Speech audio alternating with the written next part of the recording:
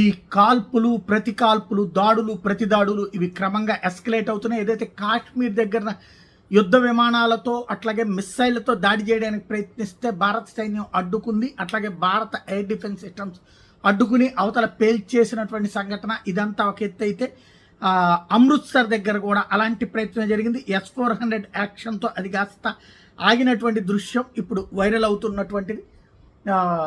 ఏదైతే వాళ్ళ నుంచి వచ్చినటువంటి మిస్సైల్స్ని మన దగ్గర నుంచి S-400 ఏదైతే 400 కిలోమీటర్ల దూరంలో నుంచినే ఇక్కడి నుంచి యాక్టివ్ అవుతున్నటువంటి రాడార్ యాక్టివ్ అయ్యి మన మిస్సైల్ రాకెట్ మనకి సంబంధించినటువంటి మిస్సైల్ లాంచర్ని యాక్టివేట్ చేస్తే ఇవి వెళ్ళి దారిలోనే వాటిని పేల్చేస్తేనే నిన్న దాదాపుగా ఇది పెద్ద సంఖ్యలో ఈ తెల్లవారుజామున పేల్చడానికి చేసినటువంటి ప్రయత్నాన్ని భారత్ అట్లాగే నిరోధించగలిగింది. ఇప్పుడు మరొకసారి ఈ విజువల్ అన్నటువంటిది వైరల్ అవుతోంది.